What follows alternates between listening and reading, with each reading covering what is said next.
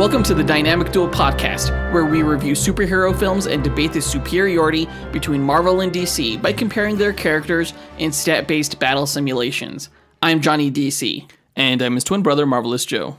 And in this episode, we are reviewing Luke Cage Season 2, which came out a few weeks ago. Like 2 Fridays ago? Yeah, about 2 weeks ago. But we're just getting to it now because we wanted to give you guys enough time to watch it, and us enough time to watch it. And I barely finished it, like literally a few hours ago. And I thought it was fantastic. I thought it was a huge step up over Season 1, which I thought was merely mediocre. Yeah. If you haven't seen Season 1, honestly, you don't even really need to watch it to watch Season 2. Or if you have seen Season 1 and were kind of soured on it, didn't think it was that great, Definitely check out Season 2. Check out Season 2 because it's much better. I think that the show really found its footing with this season. Yeah, I agree. I really liked this season, actually. Like, it was 13 episodes, but to me, it didn't feel like 13 episodes. Yeah. I finished it actually pretty quick. And story-wise, I think it's right up there among, like, some of the best gangster crime films that you've seen. Yeah. Yeah, but we'll get into our thoughts later on in the episode. Before that, we're going to break down the news from the past week. Yeah, the comic book movie news. Right. Starting off with Jared Leto, I guess is starring in Morbius. What the fuck? We'll talk about it. We get our first image of Kristen Wiig as Barbara Minerva, Cheetah. And then DC has unveiled the details from the DC Universe streaming service, which looks pretty cool. Yeah, we didn't get like the main details, such as like release date and price point, but we got a lot of news in terms of the content that's going to be available on there. Right. So that's pretty cool. Yeah, and if you want to skip around to whatever topic interests you the most, we do a topic timecode list in our episode description. So you can skip to that if you want. Yeah, and just a heads up that on our Patreon this Thursday, July 5th, we will be releasing a bonus episode of bloopers. And you can look forward to a preview of that blooper episode at the very end of this episode. It's hilarious all the different ways Jonathan manages to mess up the word superiority. It's just great. So check that out by going to patreon.com/dynamicduel, and you'll get that bonus episode this Thursday. Yeah, and if you joined before July 5th, you'll have access to our previous blooper episode, in which I also make an ass of myself. And it's just $2 a month to join to get access to all the bonus content. If you want access to all the archived content, it's $5 a month. But once you go through all that, you could go ahead and just switch back to the $2 a month tier. It's up to you. I just gave you a loophole. Be sure to use it. But yeah, so one of our goals with the Patreon is to go ahead and produce physical copies of the No Prize Awards that we give out every episode. Right now, it's just a digital award, as you may know. But we actually want to print these things out and send them out to the winners. We think that'd be pretty cool. So help us reach that. We'll do that when we get to 25 patrons. Yeah, I think right now we're at 13. Yeah, we're at 13. So close. Yeah, if you've ever won a No Prize, definitely check out our Patreon. And definitely help us get closer to that goal of being able to print those out. And we'll be able to send you one when you win one. Speaking of No Prize, it's No Prize time. So, a No Prize, again, is an award that Marvel used to give out up until the 90s to fans for pointing out errors in continuity or typos or things like that. It was a joke because it was just an empty envelope. Yeah. But it was printed and sent to them, which is what we want to do. Our version, of course, is a digital award that we post on our social media that we personally, or Jonathan rather, personally draws up for those that we feel gave the best answer to our question of the week that we ask every episode. Yes. So last week's question of the week was, come up with a worse name for the Spider-Man Homecoming sequel. Because as we discussed in the last episode, the new Spider-Man movie is going to be called Spider-Man Far From Home. And we really did not think that it was a great title. Like, I didn't think it was a bad title, but personally, I'm not buying the marketing hook of including the word home in the title. Yeah. But this is the path that they've decided to take. So we asked you guys to come up with the worst name for Spider-Man Far From Home. And we got a ton of answers, and they were all fantastic. Just really hard to choose. Yeah, just quick to run down the honorable mention before we get to the actual winner. Jace Crump gave the answers of Spider-Man, I feel better now. Spider-Man, rise from the dust. Spider-Man, a mysterious journey. I like that one. That was a great one. CJ Kraft gave the answer of Spider-Man, buy the damn movie tickets, nerd. And George Konitis gave the answer of Spider-Man, web of lies, home-style fries. I like the way he worked in home in that one. Rick Story gave the answer, Spider-Man versus Mysterio, Dawn of Justice. Which kind of hurt. Which was it's a horrible title, but it's a great answer. John Spees gave the answer, Spider-Man, Homecoming on your face. He also said Spider-Man Homeward Bound and Gagged. And Spider-Man Homecoming to America. Which he said would include the song Let Your Soul Stone Glow. That's a Coming to America joke. I didn't get that reference. So Adam Spees gave the answers Spider-Man Web of Puberty. And also Spider-Man Morning Wood for MJ. But which MJ? That's the question. Yeah. Reminder that you can check out Adam Spees and John Spees' podcast, the Blast from Our Past podcast, wherever you listen to podcasts. Right. So huge congratulations to the winner of this week's question of the week and no prize. It's Mr. Rory Scott, who gave several answers, the best one being Spider-Man Home Ec. I love that one. Which I thought was just so fantastic because it was a perfect parody of all the gripes that we actually had with the title, you know, just like arbitrarily including the word home. But it also works because I could actually see Sony doing this because, you know, he's in high school. He may take Home Ec class. Home Electro. No, please no. He also gave the answer of Spider-Man Adventures in Instant Kill Mode. Fantastic. And Spider-Man 45 minutes of over-sexual jazz dance. Which is fantastic. That was, of course, a reference to the Spider-Man 3 jazz dance with Tobey Maguire. The thing I had the problem with the most about that answer, though, was that it was only 45 minutes. You know, like it should be like 2 hours of over-sexual jazz dance. If you're going to do it, just go all out, make a full movie about it. It shouldn't just be, you know, a short film. I've seen GIFs of Spider-Man dancing that I've just been hypnotized by for like 2 hours. So I think that's what that is. Exactly. It would make a good film. All right, so yeah, congrats again to Rory Scott, and we will be asking another question of the week later on this episode, so stay tuned for that. Oh, and real quick before we get to the news, just a heads up that Jonathan is taking a vacation later on this week, so we're actually recording this episode a day earlier than what we normally do. So if you give a last-minute answer to the question of the week, just note that we saw it, but you didn't make the honorable mention list because we didn't see it in time. Right. So, yeah. On to the news.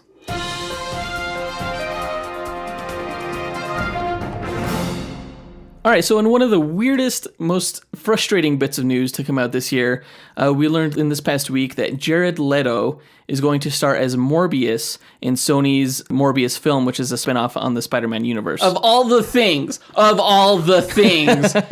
to come across my computer screen when I saw this news, I was just like, what the hell is going on? I mean, we've had actors before start in both Marvel and DC properties simultaneously. Yeah, like Lawrence Fishburne most recently in like Ant-Man and then Man of Steel. Yeah, but these are like both supporting roles. Right. Jared Leto is going to be starring in both this Morbius film as a Marvel baddie, and he's going to be starring in the Joker film apparently. On DC side. We just talked about that like a few weeks ago. Right. You know, when it was announced that he was going to star in the Joker film alongside the other Joker film that's going to be starring Joaquin Phoenix. It's just like, what the hell is going on? It's one big clusterfuck. Yeah. But if I'm being honest, it's not the world's worst casting. I mean, if it wasn't for Suicide Squad, it wouldn't even be a big deal because he has shown in previous movies that he is a capable actor. Like, look at Requiem for a Dream, like at Dallas Buyers Club where he won the Oscar. You know, he does a good job. It's just that he wasn't a great Joker. So it doesn't lend much confidence to the fact that he'll be playing a pale-skinned Marvel bad guy. Yeah, he has pale skin. He has colored hair. I don't like this at all. There's nothing about it I like. They're going to have to do like a heavy makeup job in the character design process to make sure that he doesn't look like the Joker, because the character of Morbius, again, like you just said, he has white skin, he has slicked back hair, like how the Joker's was in Suicide Squad. It's going to turn off a lot of people. I've seen, including me. The initial reactions on Twitter that I saw were mostly from teenage girls who were, you know, like Twilight. They're like, oh my gosh, you're a little vampire, yay. But to me, I was like, this must burn. Are they going after the Twilight vampire fan crowd with this casting? I wouldn't be surprised. That's initially what I thought. Jared Leto is such a pretty boy, and he has such a following. I think that was the reason he was cast as the Joker, was because they were going after a specific demographic with that. And they may have succeeded because that film made a ton of money. It's true. You know, more money than any other DC film. But I don't know what's going to happen with the Joker now. Like, I don't even know if I still want him to be the Joker, because I rooted for him.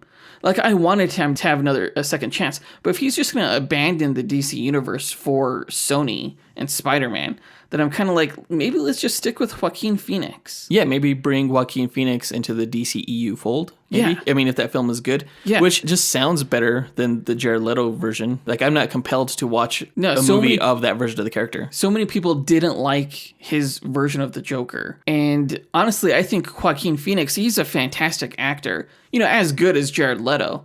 So I think he can knock this out of the park with the correct director, which I think they'll have in his version of the film. So I don't know what's going to happen with Jared Leto's Joker. I don't think I want his standalone film after this news. Yeah. Oh, and speaking of director, the other bit of news that coincides with Jared Leto's casting is that Daniel Espinosa was announced to direct Morbius. I have no idea what else he has directed. He's only directed 2 films that I've seen, and they were both perfectly mediocre films.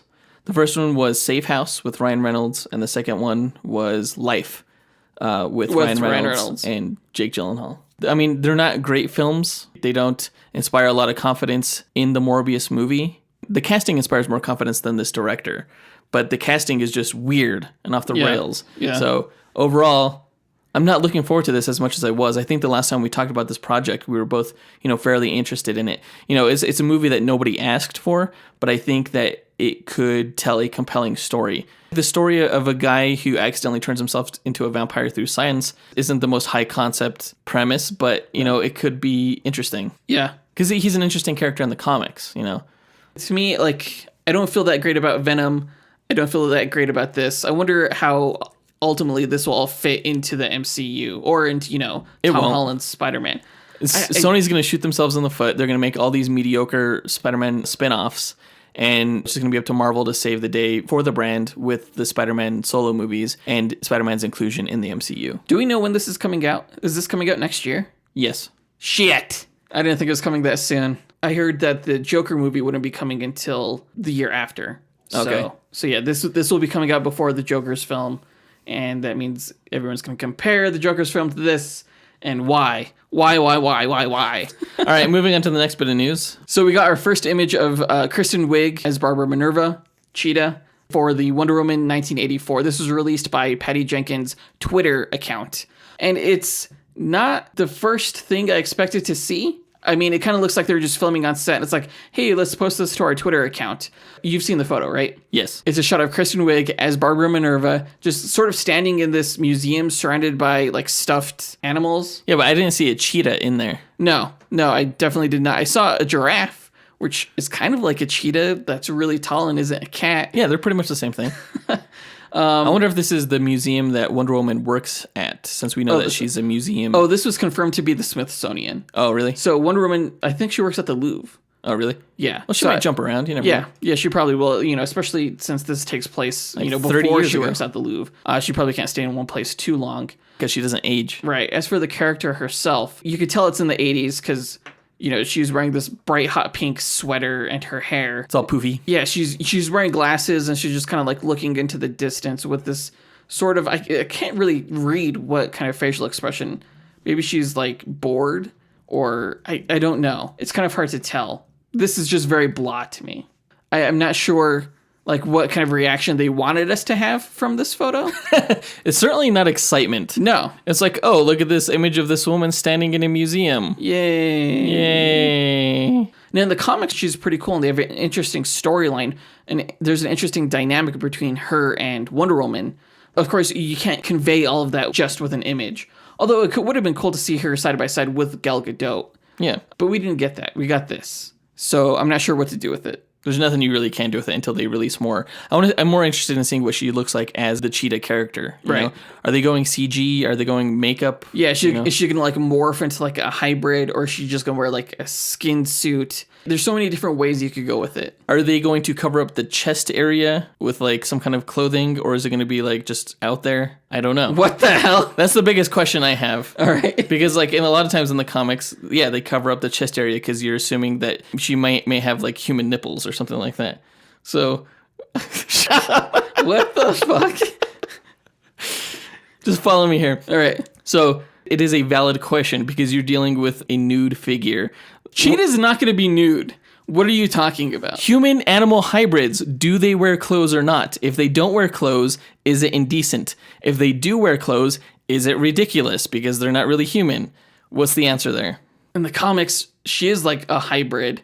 I see pictures here of her both clothed and without clothes. Yeah, I don't know. I don't know what direction That's what made me bring up this question. Okay. All right. That's what you're most looking forward to. No, it's just a big question that I have. Okay. Get off my back. Okay. All right. Let's move on before this gets more awkward.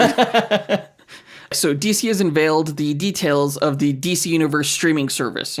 There's a ton of stuff there. They released some pretty sweet trailers. And if you haven't seen the extended trailer, definitely check that out. I'm sure you can find it on YouTube. A lot of the news of what's being released was kind of spoiled already in the James Bonding podcast by Danny Snow. Yeah. But it's good to have all that information solidified here. Yeah.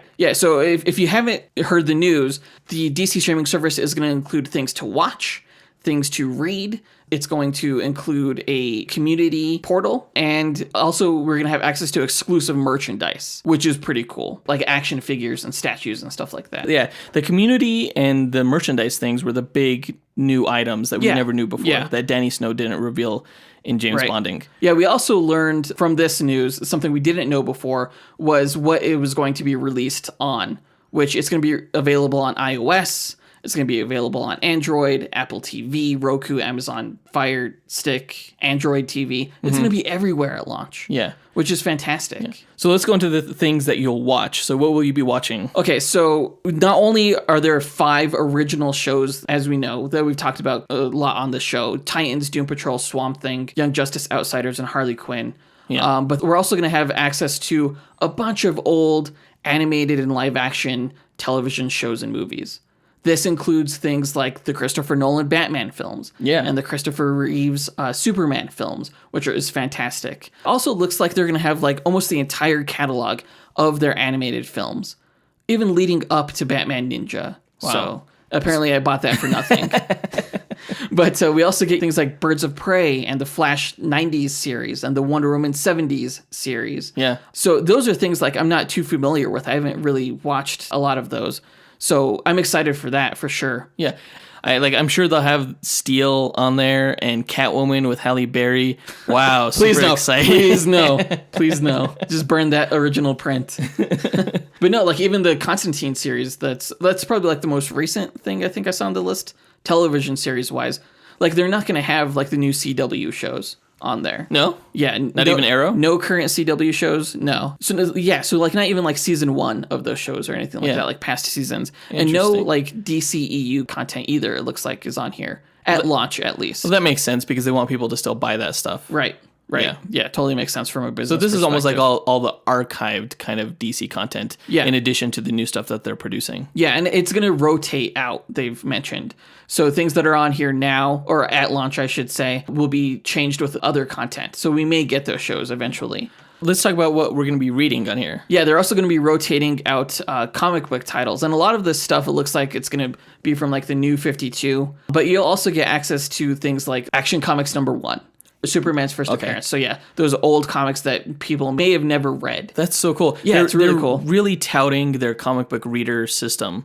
Oh yeah. I mean, digital comics have always been slightly an awkward thing to tackle. I don't mind it at all. I buy my comics digitally, and I have for a while now, and I kind of like it. You know, there's nothing quite like paper, but it's pretty intuitive. It knows what I want it to do. Whether I want to go panel by panel or just page by page. So I'm looking forward to being able to read it on my TV, that's for sure. Just, make it like a family event, even though you can't really read stories about the Joker with my daughters. So this community portal, not only is it going to have like a DC encyclopedia, it's actually more of like a wiki. That's cool. You guys need a good wiki. We do. Marvel has a really good one. Yeah. So they're also going to be releasing exclusive news via that community portal, which is really exciting. That's exciting, yeah. I heard a rumor recently that they're going to have like a weekly video series where they kind of like debunk like rumors, because there's always DC rumors swirling around. I don't know if that's true, but I want that for sure.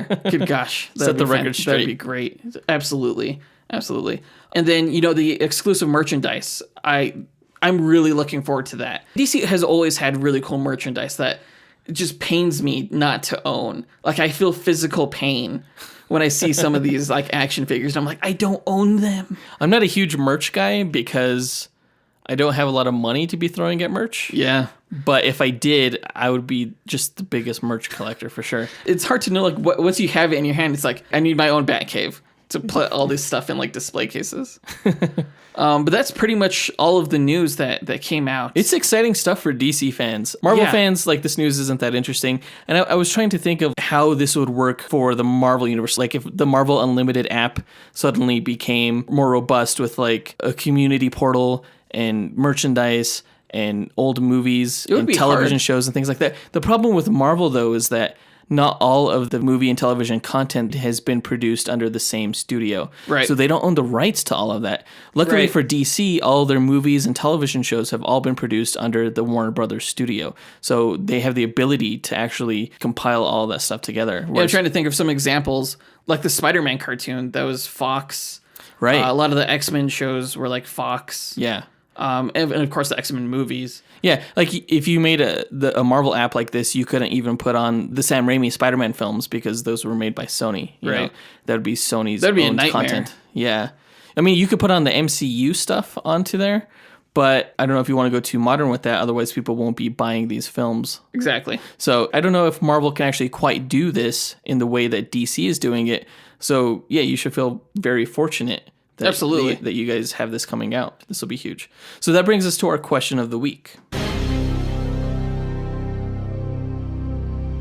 Out of everything revealed for the upcoming DC Universe streaming app, what gets you the most excited and why? The original phrasing of this question that Jonathan wanted to go with was, what gets you the most aroused? What gives you the biggest nerd boner and why?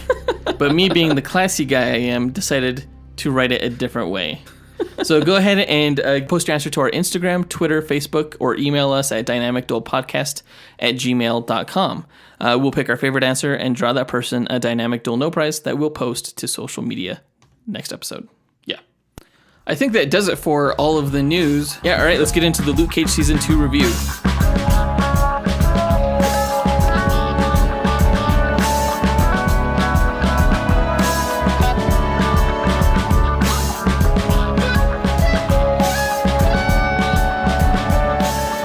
So Luke Cage Season 2 was very good. It was so good that I would recommend actually watching it before you listen to this review. Don't be one of those guys who listens to this review and was like, oh, I don't need to watch the show now because they pretty much, reviewed the heck out of it and I have a pretty good idea of what it was like. Yeah. Watch the show. It's really good. You don't have to watch Season 1, which, again, as we mentioned earlier, was not that great, or at least I wasn't personally a huge fan of it. Yeah, they do a good enough recap at the beginning of Season 2 that I think you could completely skip Season 1. Yeah. If you've ever been a fan of the movie Chinatown or Godfather or Scarface, if you're into that kind of stuff, I think you'll be really into Luke Cage Season 2. Because, it has those vibes, but it has a cool Marvel superhero flair. So that's my whole plea. Again, don't listen any further if you haven't seen Luke Cage Season 2, because we're going to get into spoilers here. This is one of those shows that I think you could almost argue may not be a superhero show. Like, it's one of those things that sort of transcends the genre. To me, this was like a crime series. Yes. More so than Season 1, at least. Yeah. I feel. Yeah, definitely. I feel like this season will be regarded as when the Luke Cage show really found its footing and identity. Like, Season 1, as good as it was very disjointed and maybe trying too hard to establish itself out of the gate as the black voice of superhero media. But even now, since Season 1 came out, times are a little bit different. I think like representation doesn't need to be fought for as hard. Like, we don't need to be as convinced, because people are slowly coming around more to accepting other cultures in film and TV. I mean, look at the success of Black Panther. Right. I think this season didn't have to try and be something. It just was. And what it was like, Daredevil can be defined as a legal crime drama show. Jessica Jones is a detective noir thriller show. The Punisher was a war conspiracy action show. Iron Fist tried to be a martial arts kind of. It's still finding itself, but it should be like a kung fu adventure show. Yeah. But Luke Cage now, while it was hard to define in Season 1, I would define it now as a gangster show, like The Godfather and Chinatown. I mean, one of the lines in this show could have been, "Forget it, Luke, it's Harlem." Or maybe The Wire, just to compare it to another show. Yeah. And like The Godfather, Season 2 dealt heavily with crime, family, and the cultural experience, where Godfather was, the Italian immigrant experience, and here it's the African American cultural experience in Harlem. We're not saying it's as good as those films, because that's sort of blasphemy. No, yeah. But it is good. It's comparable.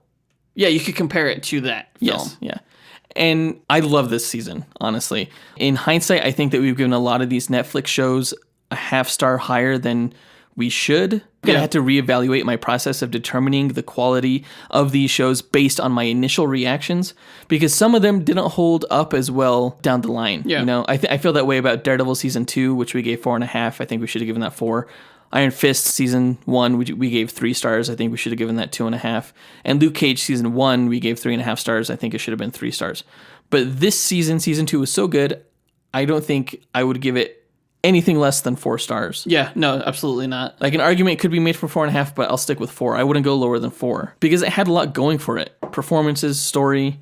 But what made it so great above everything else was the plot. Yeah. It was complex, winding, multifaceted, that genuinely held my interest through most of the season. The writing was fantastic. The writing, like, this is one like the few Netflix Marvel shows that I feel like I wouldn't mind watching again, like with my wife. Yeah, right. You know? Yeah. Like, I would totally watch it again with her just to experience it again. I feel that way about this season and Daredevil Season 1 and 2, I think. And maybe Jessica Jones Season 1 I'll watch again. Mm-hmm. One of the pitfalls of Luke Cage Season 1 was that it tried to reinvent itself midway through. Yeah. I think they did that based on criticisms of these Marvel Netflix shows that 13 episodes is too long.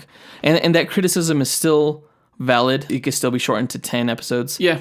But I think that the showrunner's old approach, like with the Defenders, was treat them like really long movies. But starting, I think, with The Punisher Season 1 and Jessica Jones Season 2, and you can listen to those reviews that we did earlier, the new approach is to treat these shows like what they are, which is season-long, premium, cable-like television shows. Yeah. And television shows, they need more than just one primary narrative, like a film, and more than one overreaching arc. I think they work best when the structures are complex and varied, and that's what this season gave us. And like side stories that actually affect the plot and move it forward and affect characters. Yes. And, help them grow. Because I feel like they did try and introduce like subplots in previous seasons. Yes. They just like didn't matter and I didn't care about them. Right. Yeah, there was a lot of Misty Knight stuff in Season 1 that I just didn't care about. Yeah. But in this season, she had an arc. She was great. Yeah. A lot of these characters had arcs, which was so fantastic. They all had character growth. They all were in different places at the end than they were at the beginning. Like, each character was fascinating in this season. Like, I can't think of a single character, except for maybe like Danny Rand towards the end, that I wasn't interested in. I was interested in all of them. Yeah, definitely. Let's talk about the action. Oh my gosh, the action. The action was way better here than in Season 1. I don't know if there's like an Emmy for stunt work. Yes. But this needs that. You're going to have a really hard time convincing me that Michael Coulter, who plays Luke Cage, wasn't really getting hit by an aluminum bat. Exactly. You know? Right. It's like, I have no idea how they pulled some of this stuff off. And the way he threw some of those henchmen, like the way they landed, I'm not convinced they're still alive. They had some impressive stuff in Season 1 with that. But this season, just comparing it to like what we've seen in the past in these shows, comparing it to like Iron Fist Season 1, that should have had really good fight choreography. Yes. This had such good fight choreography, I couldn't tell it was choreographed. Yeah. It looked like it was legit brawling. Yeah. One of the problems I had with Season 1 was I remember craving action because the Season 1 story wasn't fully engaging and the action that we got in Season 1 wasn't that great. Yeah. But here I was completely satisfied. Like, that's not one of my qualms with this season. Nope. I'd still like to see Evolve even more beyond walking through bullets and thumping criminals. And there were hints of that here. For sure. Like toward the end where some of the action got pretty dark. And I'm looking forward to seeing where that goes. Well, later on. even like the hallway fight scene for this season, because like every Netflix show needs to have like a hallway fight scene. Yeah. And this one, he was like more Batman than anything. He was like grabbing guys through walls and like lifting up from like staircases and pulling them down and stuff like that. It was just so badass. Yeah. Let's talk about the music. Music here was incredible. I had to get used to it again, how it's used in the show, but once you refamiliarize yourself, it's so cool. Like you get those 70s blaxploitation vibes in this modern setting. Yeah, you got to hear things like James Brown and stuff like that. I don't know if the guest artists they had on were as good as last season. Yeah. But it was still good. Yeah, not as many of those stood out in my mind after the show, maybe because I didn't recognize a lot of them.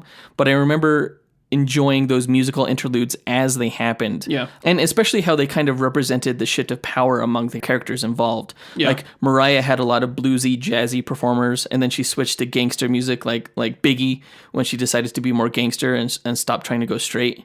Bushmaster had reggae in the club when he was in charge of it, you know. Yeah. And Luke, at the very end, when he became in charge of the club, he had MC Rockham on there. And that was great. Yeah, So, we still had Wu-Tang Clan as well throughout the season, which I'm surprised the RZA didn't direct one of these episodes, because I know he did one for Iron Fist. yeah. Lucy Liu, I guess, directed the pilot for this. That was surprising to me. Yeah, she did a great job. I think all the directors here did a good job. Maybe Andy Goddard, he directed the Iron Fist episode. I think that one felt a little different than the others, but for the most part, things were consistent. Yeah. And really well done. Let's get into the character breakdown. So, Luke Cage. I was wondering where they were going to take Luke Cage character-wise. Right. At the end of season 1, he seemed pretty established as a hero, and in the Defenders, he was pretty static. All those characters were. And I wasn't sure there was any room for character growth once he transformed from an indifferent, reclusive man into a heroic one, because that's kind of the end of the hero's journey. That's what season 1 was all about. Yeah. And, it's the same mistake that they made with Thor and Thor the Dark World. Thor transformed from a brash, arrogant thug into a hero in that first movie and didn't go anywhere character-wise in the second. It wasn't until Thor Ragnarok that they figured out that the heroic figure can really grow through extreme duress. And it's like what Luke's dad said, that power comes from within, and how it comes out during pressure is what makes a hero. And in this season, within Luke is a lot of anger, and that pressure takes him down kind of a dark path. Yeah, very interesting. This is like his Michael Corleone kind of going down the dark path kind of season. Yeah, it's what Claire was worried about at the beginning. She was afraid that dealing with the worst of what humanity has to offer would end up changing him. And it did. He knew that at the end, when he was in the club, he didn't want to see Claire. He knew she was right. Right. It was a great arc. I think that was very subtly hinted at early on, but really didn't come through until that last episode, which was a great last episode. Yeah. Mike Coulter really sold it. His performance is great. He is Luke Cage. He is motherfucking Luke Cage. Especially when Luke let that anger come through and you saw that internal struggle he was having, like that fight with Claire and moments like that. Oh my gosh. Yeah. This show was so real. It was so raw and so real. Yeah, like you said, he became Michael Corleone. But if he is Michael Corleone, then Mariah Dillard, I think, was Scarface. Honestly, I was really lukewarm on the character of Mariah Dillard in season 1. Oh my gosh. And even starting off this season, I was like, ugh, Mariah again. Yeah. To me, she was just the asshole who killed the good villain that led to the shitty villain in season 1. Right. She just didn't compel me. And I know that's not Alfre Woodard's fault, the actress. It was just the writing. And I remember saying when we were talking earlier about the trailer for this season 2, about how I wasn't excited to see her character again and was looking forward more to Bushmaster. Right. But now, give Alfre Woodard a fucking Emmy for this. Holy shit. She acted the shit out of that character. Yes. What a performance. What a role. Oh, I know. What a role to have. Absolutely. Just all the different ways in which she was so sympathetic and so evil and so just sinister. It was amazing, her performance. Yeah. She was the main villain of this season, not Bushmaster. No. And her arc going from wanting to leave the crime business and get respectable to getting everything taken from her by Bushmaster to, hardening up and rising back to power, ruthless, scary power, then to getting arrested and killed by the person she'd least expect. It's epic. It's tragic. It is. It's completely tragic. This whole season was tragic, even the way it ended with Luke Cage, I think. Yeah, these Luke Cage seasons never really end happily, do they? No, even they season don't. 1 They don't. Ended with him going back to prison and stuff. Yeah. But yeah, Mariah's history, we got some of her backstory in the first season, but there are 1 or 2 bombshells here that really established how she had become this evil, manipulative woman. I thought I knew her character from season 1. Yeah. And I realized as I was watching this one, throughout her performance and everything we learned, I didn't know her. I prejudged. Yeah. Because she is such a fantastic character. Yes. Such a complex character. Yeah. And she said her rape by her uncle killed a part of her that feels. And, that doesn't excuse all the things she did here, obviously, but it does paint a sympathetic portrait of how deep pain caused by those you care about, how much that hurts, how much it changes you. Yeah. And the effect her history had on her was it made her callous. And as Luke Cage learned in season 1, apathy can be the greatest sin of all of them. Yeah.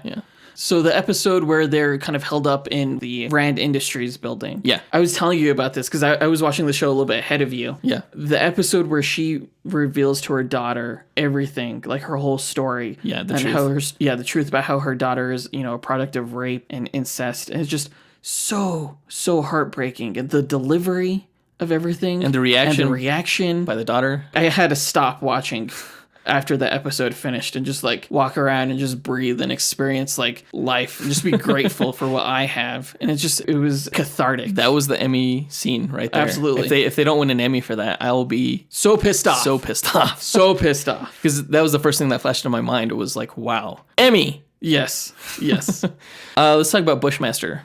I love Netflix's villains. He was great. They have great villains. I think the actor's name was Mustafa Shakir. He did a great job with this, especially considering he's not from Jamaica. The actor actually grew up in Harlem. What? He's not from Jamaica. What? He was just the character of Bushmaster. He was a guy with so much hate in his heart that he just couldn't move on from.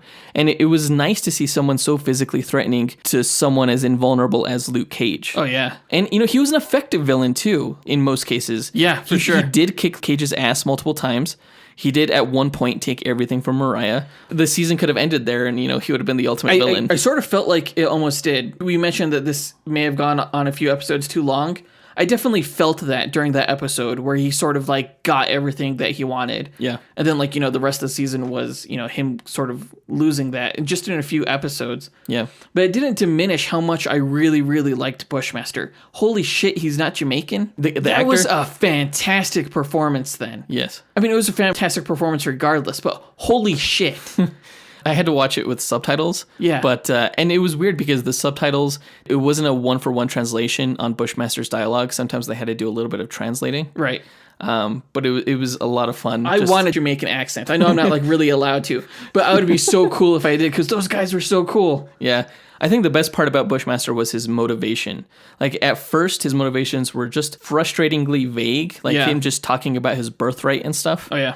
But when he was about to burn Mariah alive and went into his past about how his father helped the Stokes family get their fortune only to be killed by them, and how the Stokes murdered his mother in front of him too. Yeah. And the flashbacks you see that the Stokes were savage enough to try and assassinate him as an innocent kid. Yeah. Again, his actions aren't excused, but his motivations are certainly understood.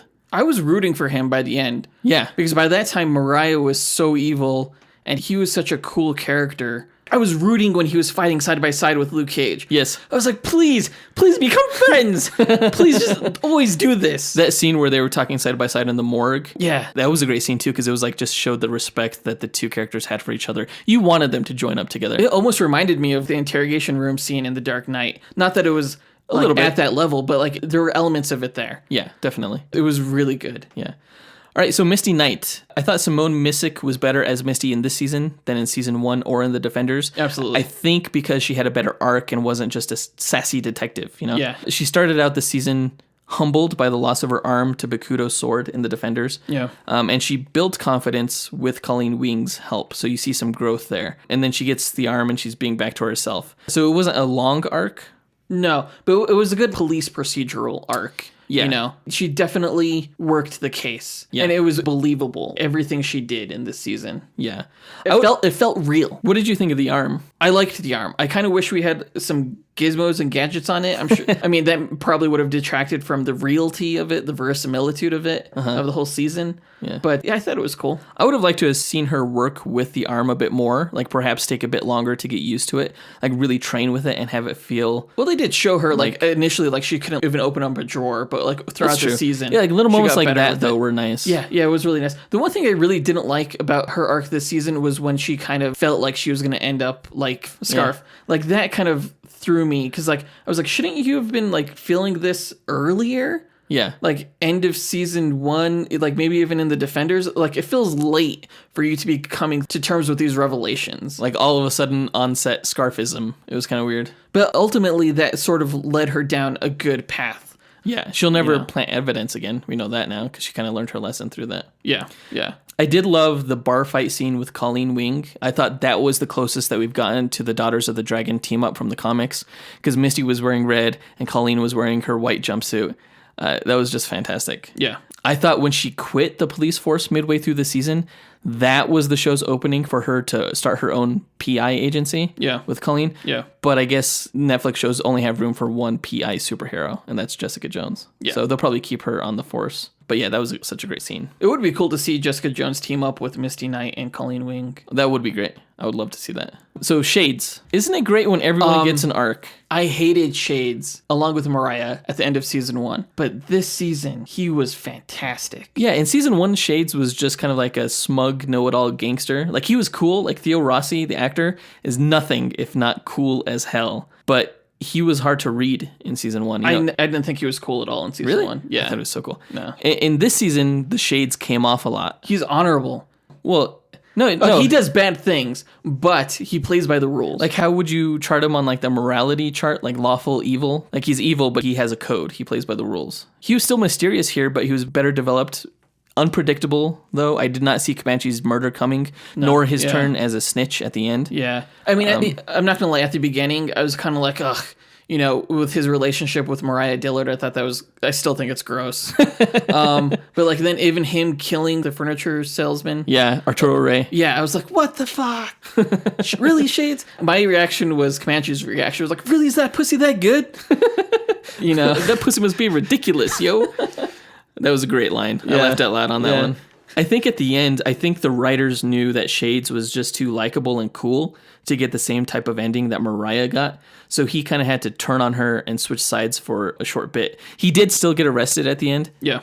So I hope that we see more of him in season 3. At least he didn't die like Mariah did. Yeah, who are we going to see in season 3? Because I'm not going to lie, the way Bushmaster ended this season, I wasn't thrilled by that. Yeah, I don't want to see him come back. I think they did everything with him that they could. And really? In the end, I mean, he kind of got what he wanted. Mariah is dead. He didn't get Harlem, but he was never going to get that anyway. So this was kind of the best thing he could hope for, I think. But like it ended on such a whimper, you know, him just getting in a van and driving away. I was like, oh, okay. I mean, I'm not like completely disappointed because it's really hard to be disappointed in a character that was so great throughout the season. Yeah. But I don't know what I was expecting. Maybe a last fight between him and Luke Cage. They had 4 fights. They did have a lot of fights, which was fantastic. Yeah. And the side-by-side fight. And the side-by-side fight, yeah. I don't know. I thought it was fine. It was fine. It was fine. The last main character I want to talk about is Tilda Johnson. Even the new character got a decent arc. Yeah. She is the most tragic character out of everyone here. Oh, yeah. I felt so bad for her through most of this. First, you know, in having a deceitful mother, and then an evil one, and then a brutally honest one. I totally buy her descent to the dark side at the very end when she lost her innocence and killed her mother and became Nightshade from the comics. She even had her... so she is a character from the comics. Yes. Okay, cool. I suspected that. I wasn't sure, though. Yeah. She's a poison expert in the comics. And she even has those, you know, like the way her hair was done where it almost looked like 2 afros on top of her head, kind of like a Mickey Mouse kind of style thing. Yeah. That's her hairdo in the comics. So she kind of transformed into that character in her very last shot in the season. I totally buy it. She was really important, I think, to all of the characters involved. Yeah. She was more important than I thought she would be. Absolutely. Actually. Yeah. Whether it's helping out Bushmaster or, you know, just coming to terms with her mom and even, you know, being there with Luke Cage and helping him out. She was an integral character. Yeah, definitely. So that's all the main characters that I think were worth talking about. Let's go ahead and get into the episode highlights. Cool. So episode 1 was Soul Brother number 1. I liked the first action scene. It was almost better than anything from season 1. And I remember thinking, okay, even if this season ends up like the first one, at least I can say the action was better because the stunt work in that was just great. Remind me what action scene that was? It was the one where he was wearing the American College Alliance shirt. That was cool. The slight exploration into the hero for hire concept was interesting, like the sponsorships by the African American College Alliance and Nike. Yeah. I mean, like, a man with power has to do what's right, but he's also got to eat. You know what I mean? I'm surprised he just doesn't, like, join the NFL. Well, I guess they did touch on that. Like, every team would have to have a superhuman player. Right. Yeah, because he wasn't born with it. I forgot about that. Yeah. The end of that episode ended with Arturo Rey trying to blow up Cage and shoot him with the Judas bullet. Yeah. I was really surprised when that didn't go through him like it did in season 1. I was worried about that. Yeah. Like, I was like, ah, shit. Well, I noticed the gun. Starting things off with the Judas bullet. Yeah, almost right away you find out that he's okay. And then he fucking dabbed on him on that video. That was hilarious. I laughed at that. Has that always been Hammer Tech? I can't remember. Yes. That was cool. I forgot about that from season 1. It was Willis Stryker that got the Hammer Tech deal for the Stokes family, for Mariah. That's right. To get revenge on Luke Cage.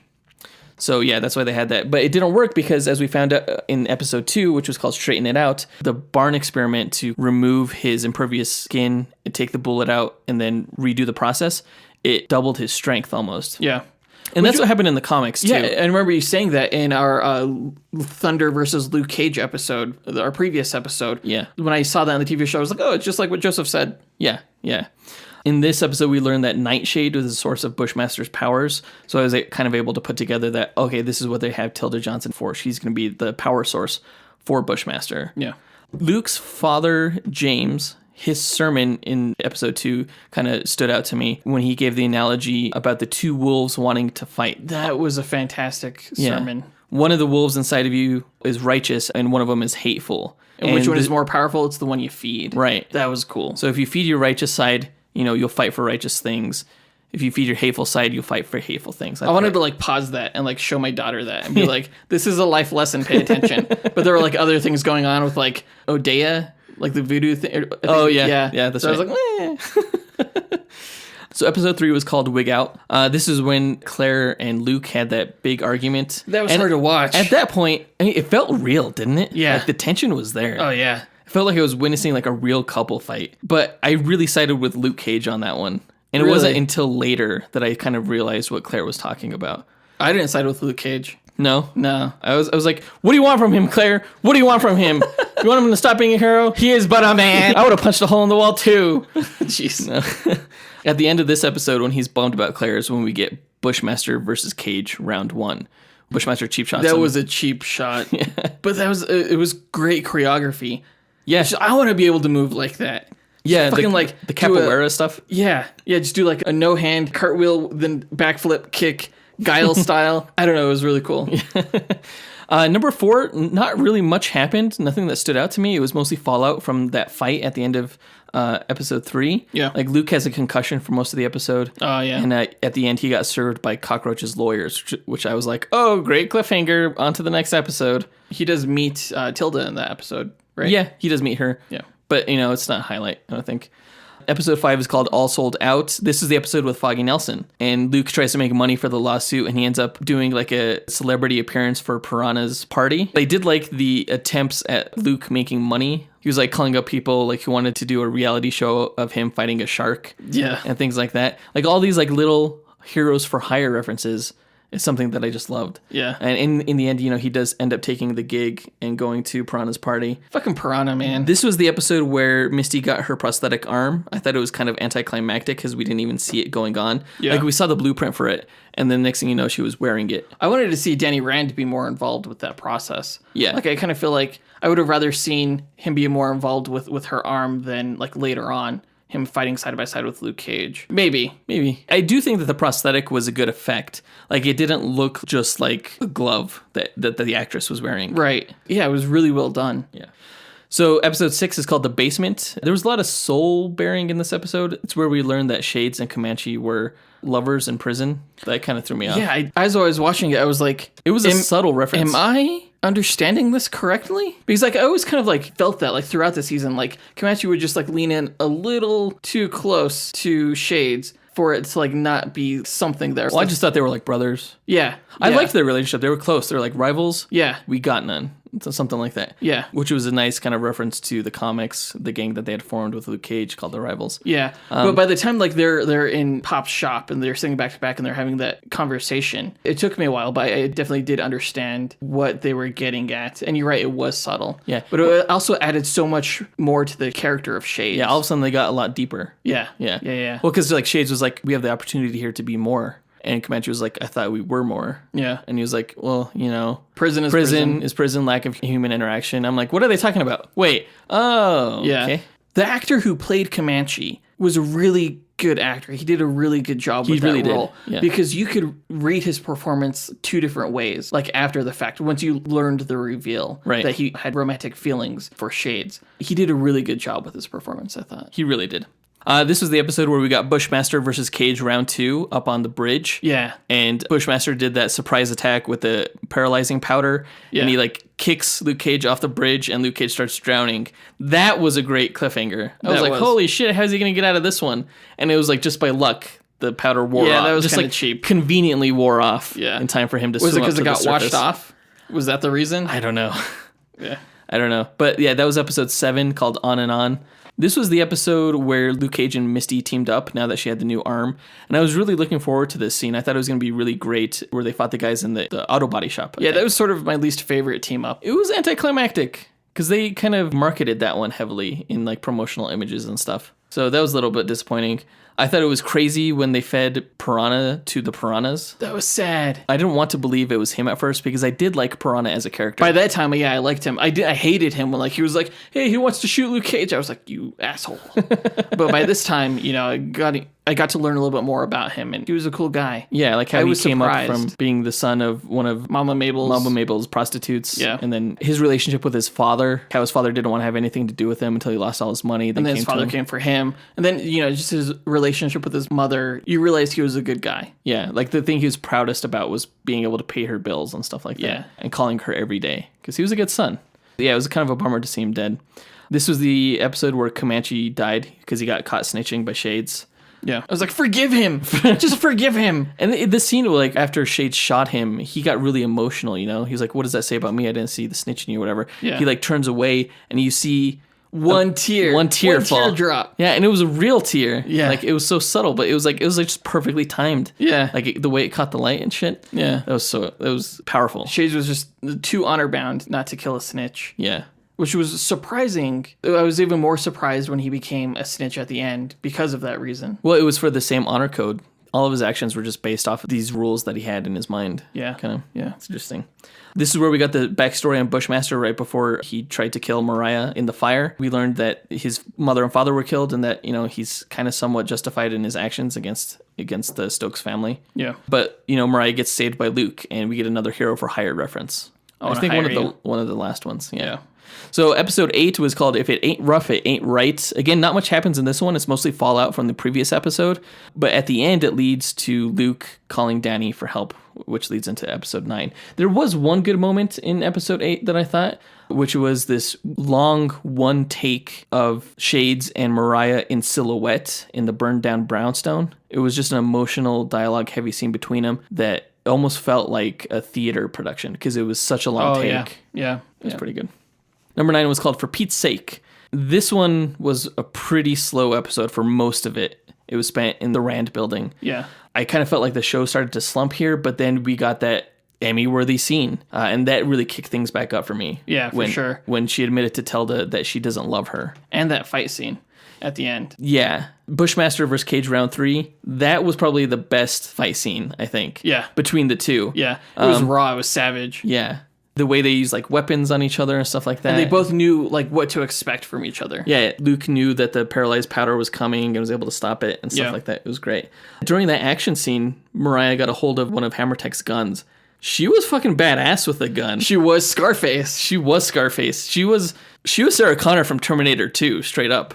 That was kind of hilarious. And it was so weird. I had such conflicted feelings at that moment because on one hand, she had just like devastated her daughter and me. Yeah. And then she's like being a badass in the next scene. Right. You know? Yeah, it was hard to root for her, but I kind of did. This was also the last time that we saw his father. Yes. Did he die like mid-production?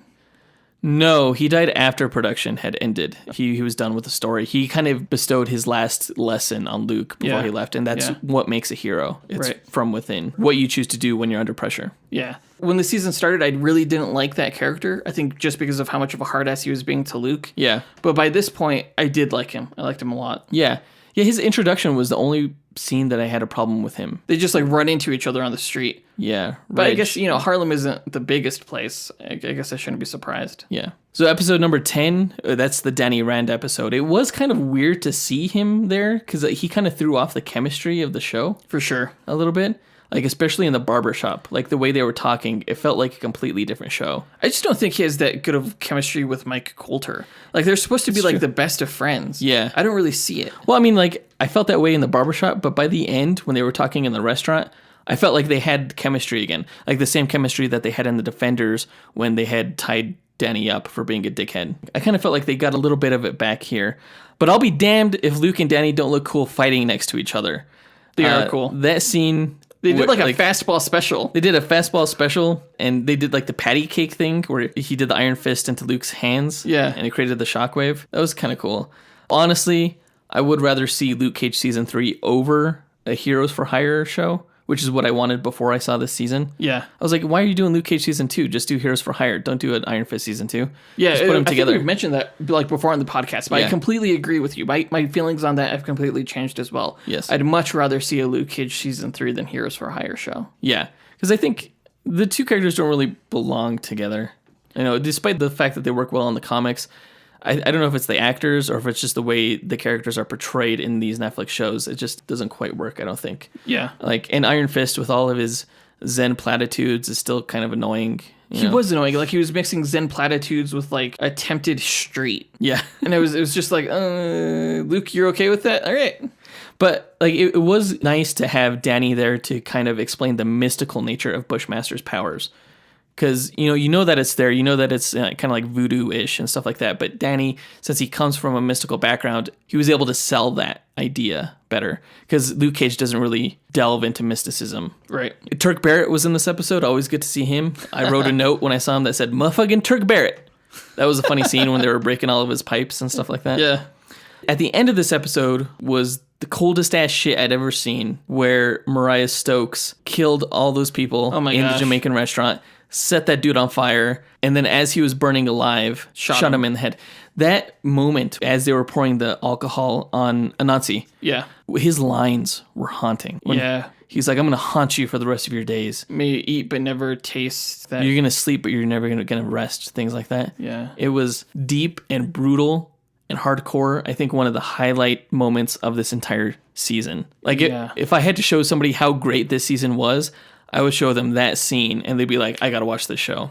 So episode 11 was The Creator, and this is where we see Bushmaster's hard childhood. He had a really hard childhood. He was straight up shot as a kid. Yeah. And the guy was just like, this is for Buggy. At that point, he became the most sympathetic to me. Yeah, absolutely. Yeah. I think they did a great job casting younger versions of the adult actors in those flashback scenes. They do that, like, throughout all the Netflix shows. I think they do a great job with their casting. Yeah. In terms of, like, casting younger versions of the heroes and stuff like that. Yeah, like with Matt Murdock and Jessica Jones. Yeah. There was a strange scene in this episode where Mariah hallucinates Mabel and her Uncle Pete. It was weird. It was awkward, especially knowing, like, the relationship between the three. Yeah. Episode 12, second to last episode, was called Can't Front on Me. I so loved the Luke Cage Bushmaster team up against the Chinese gang who were selling heroin under Bushmaster's name. Heck yeah. And like you had the RZA song in there. It reminded me so much of the Crispus Attucks scene in season 1. And just watching them fight, I was just like, Wu-Tang! Wu-Tang! There was a nice bit of foreshadowing here when Luke was talking with Mariah and she tells him, "You're a man of the people. That's your greatest weakness." And I think that kind of foreshadowed in the next episode what happens to him, where he kind of realizes that he's going to kind of like rise above and almost rule them. Yeah. At the end of this episode was the safe house scene, Bushmaster versus Cage round 4. And that was awesome. It was just like all the major players like in one small room just fighting against awesome. one man. Yeah. They're all struggling against Bushmaster. It was a fantastic fight scene. In the end, when Luke Cage finally gets the upper hand and they switch to that POV view of Bushmaster and Luke Cage is like slow motion punching at the camera, I thought that was a pretty cool shot. So episode 13, the final episode, is called They Reminisce Over You. Black Mariah goes to jail, and all of a sudden it becomes the hardest core prison movie of all time. Oh, I know. When she was about to get killed by the Italian prisoner and the Jamaican. And then all of a sudden those two girls get killed. And there's like, the head boss lady. And then Mariah's like, I gotta carve my name in the Jamaican. And then she ends up slitting her throat. It was just brutal. It was almost like on the same level as Daredevil season 2. Not quite as violent. No, yeah, not quite as violent, but at all. Pretty hardcore for like a prison scene. I didn't think that lady was gonna die right away. I didn't think so either. She had enough of a presence about her that I was like, okay, she'll probably be around the rest of the season. Yeah. Nope. No, just died right away. When Luke went up against the Italians, I thought it was really brutal. His fighting style changed. He's no longer just thumping guys on the head and throwing them around. He's almost crossing the line here. He's breaking bones just straight off the bat. Just, kick to the shin or kick to the ankle, and now your ankle's gone. Yeah, the dude's probably paralyzed forever. He definitely is going down a dark path, making dealings with other crime bosses and just breaking Being limbs. more vicious. Yeah. I understood where his friend who documented him was coming from when he was like, you got to get out of here now. Yeah. Did you see the Beso de la Araña thing coming? Yeah, I did, because I could read Spanish. Yeah, I was like, oh, kiss of the spider. I know what she's going to do, because, she went and visited her mom, and then she kissed her on the lips. Yeah. Which normally would have been weird. I was just waiting for it to happen. Yeah, I thought she would die right away, but it didn't happen until she was visiting with Luke. Which makes more sense, because if she died right away, you may have been able to pin it on her, but because so much time had passed, yeah, it makes more sense, I think. What did you think of Mariah's death scene? Fuck, I was so conflicted there, too. Luke Cage stayed with her. She was like, thank you. She was like, it burns. And he was like, good. And I was like, damn. It was a good bit of dialogue. It was a heavy-ass scene, but it was so gratifying, I think. It was. There was definitely closure there. Like, he was there for her. Like, he wasn't a complete asshole, but he was also real about it. He was like, you are a bad person, and you deserve this. Yeah. I'm not saving you. I'm done saving you. Yeah, that was great. The one thing I didn't like about what you had mentioned with the kid who's now running the barbershop, he was really explicit with his line where he was like, oh, so you're Luke Corleone now? Yeah. I was like, I didn't need that. That was implied enough in what was happening. Right. I didn't need you to be that explicit with it. We all knew who he was becoming. We all knew what kind of route you were taking, and that's the Godfather. Yeah. It was kind of weird how Luke said to burn the club to the ground when he got it from I did Mariah. not understand that. Because I thought he was going to take it, and then he said that line, and I was like, oh, he's not going to take it. And then I was confused. And then I was like, oh, maybe he said it should be burned to the ground. I had to go back and watch the scene again, and he didn't say that. Yeah, I don't think he did. So it was kind of weird. I think when he finally did get the club and everybody was there and, he was the new head honcho and he put up his Muhammad Ali photograph instead of the Big Z painting and stuff like that. Yeah. And he was visited by Misty Knight. I wonder if it was a bit of foreshadowing there when Misty was saying she won't hesitate to take him down. And he was like, I'm counting on it, something like that. Yeah. I bet you that's going to heavily lead into what happens in season 3, I think. Yeah, probably. I mean, the whole scene where, like, all the other crime bosses sort of, like, come into his room and they're like, oh, you have a meeting now. It was so Godfather. It was so the end of Godfather 1. Yeah, exactly. Well, it wasn't the crime bosses that went into his room. It was Sugar who told him that the crime bosses were there. That's right. But it was pretty much the same exact scene, like with the door closing and everything like that, and Missy watching from the other side. Yeah, definitely. Do you think it was too much of a ripoff? It was an homage. I don't want to call it a ripoff. Okay. I think it worked well. I think it worked really well, too. That final scene at the club is where we see Tilda looking like Nightshade from the comics. The line where Sugar comes up to Luke Cage and is like, she's here. I thought they were talking about Nightshade. Oh, no. But then he says, tell Claire to go home. I was like, oh, shit. Yeah. This is bad. This is not good. He knew what he had become. Basically. He wasn't going to be able to justify everything that transpired to Claire. Right, yeah. And that last shot of him just looking at the camera, kind of knowing what he had become, it was just like the last shot of Godfather 2. Yeah. Where Al Pacino is sitting there just knowing what he had become.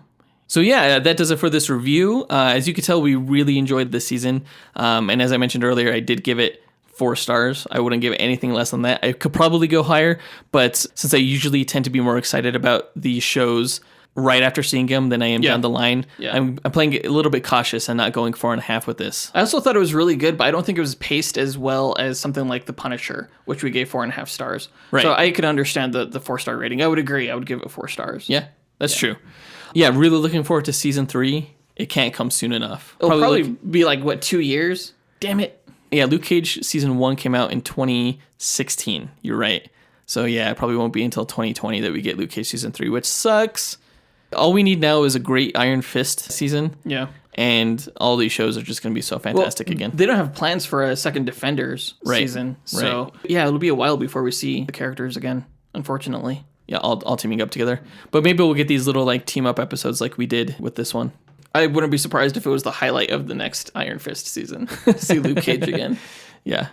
All right. So if you guys saw the season, go ahead and write into us with your comments. We always like to hear what you guys have to say, either through social media or through email. And you can get links to all of that by visiting our website at dynamicduel.com, where not only can you find the links to that, but you can also find a link to our merch store where we sell Marvel and DC t-shirts of our own design that we think are pretty cool looking. Check them out, see if you think they're cool looking too. Yeah, we'll have a Luke Cage t-shirt up pretty soon.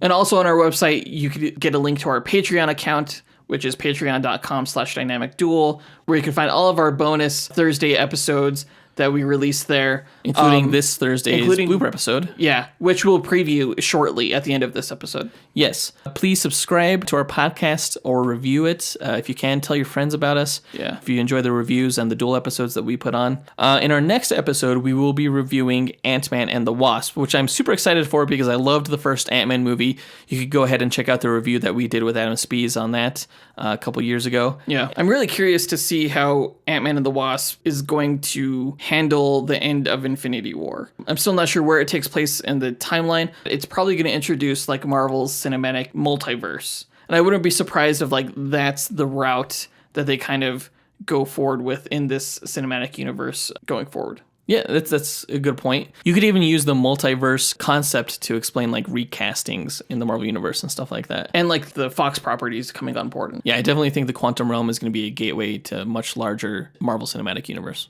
Yeah. So yeah, can't wait to talk about that movie next week. And until then, up and away, true believers. So what our podcast is primarily about is putting two characters, shit. For Marvel and DC.